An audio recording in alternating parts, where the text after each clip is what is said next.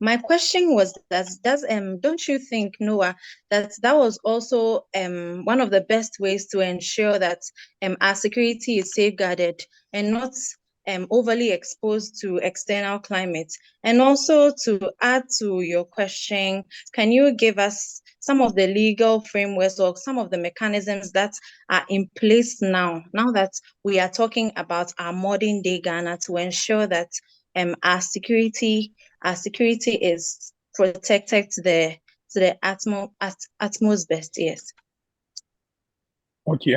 Yeah. Thank you. So one important thing flowing from what Edmund just said is we realize that almost all our internal struggles are premised on the issue of some people or a section of Ghanaians feeling that they are not being treated well when it comes to the national cake. Now, 1948 was crucial. The 1948 uprising was because Ghanaians generally felt that issues of trade had been restricted to the Europeans and then the Syrians who were present in Ghana. They were the people who were allowed to trade. They had dominated the trading space. So the main reason that caused the insurgency was a socio-economic one, partly because the Ghanaians felt slighted that they were not allowed to participate effectively within the trading space. And also by virtue of that, they've been denied of improving their finance or their economic well-being. Now, I mentioned here that this was very important coming into the post-independence era.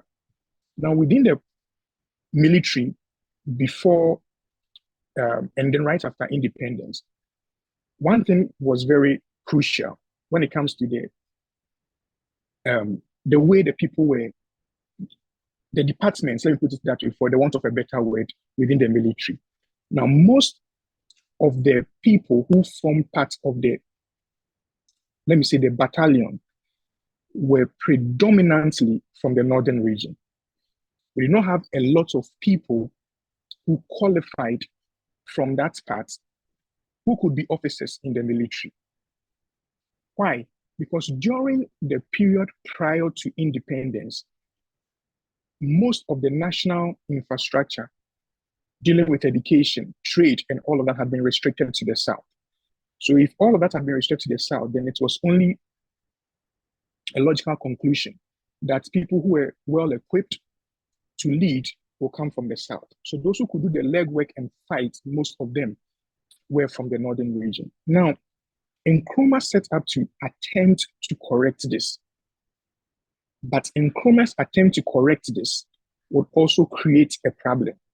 And that is one of the main problems against Nkrumah. That would lead Nkrumah to pass laws that would actually entrench the segregation that people complained of. One is that Nkrumah created a lot of security agencies. His National Security Services Act and others created some specialized forces. And majority of the people that led these forces were either in Zemes or were from northern region. And Nkrumah did this, I believe, with the view that we need a lot of people from the north and from places like Nzema, who ordinarily had been deprived of the opportunity to be part of, let's say, the elite within the country, to also be in such specialized security forces. But that's entrenched again the view that Nkrumah was discriminating when it comes to people. But the impact this will have, and as Akoto rightly mentioned, on our security since independence has been that we have always now had to respond to our security, not really to maintain security, but really to control or to prevent an uprising or a demonstration.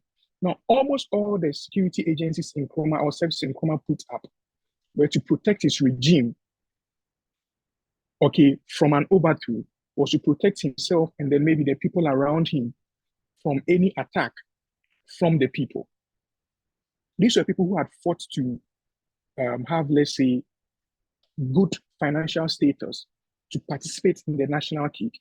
But subsequently, these people felt that now there were internal matters or issues that were creating what? Segregation. So realize that our issue on the security level in Ghana, historically, are based on two things.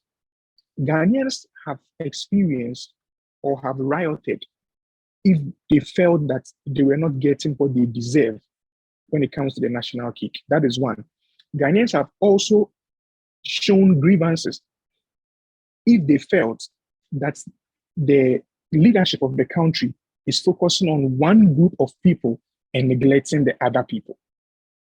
What that has created is that every government that has come up has tried to create something that I will call an illegal or an unconstitutional apparatus to protect that government and its security, not really to protect the security of the other people.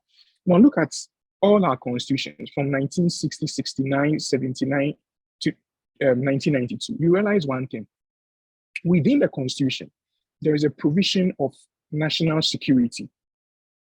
National security provisions do not create a national security body having the power to arrest, having the power to, without warrant, let's say, cause the arrest of the elite or even ordinary people in the country. But one thing Nkrumah did during his time was to create a service that responded directly to him, Nkrumah. And by virtue of that, all successive governments have used that provision in the constitution on national security to create a standing apparatus that they have used to protect themselves as a regime. Now, what that means is that the security of this country has not been directed towards the protection of the people. It has been directed towards the protection of the leadership of the country, which is a very big problem we need to correct. We had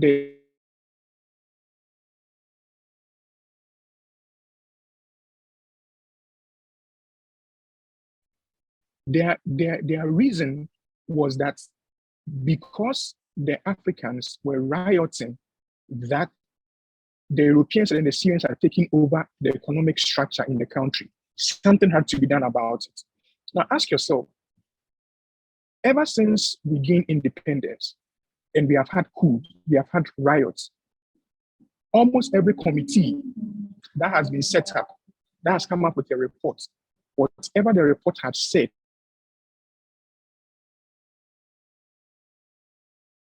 about controlling that.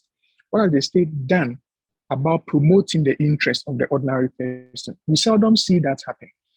Whenever there is an uprising and then we see a report coming out of it, if there is a legislation, if there is a policy, it always goes to protect those in power. Let me give a very important example. With the recent Ayawaso West Wagon issue that came up, one of the bills that was to Parliament was the passing of a law that would ban all political militia groups in the country. Up till now, Parliament has not yet come to a conclusion on whether it should ban such groups which the various political parties use to intimidate each other and intimidate Ghanaians during elections or the period leading to elections. Nothing has been done about it. We have created subconsciously a culture, okay, which has moved away from responding to issues that trigger uprising to a system or a culture where we take decisions if those in power are threatened. And until we are able to take measures which will protect the interests of those who are governed, there is always the tendency that there will be uprising.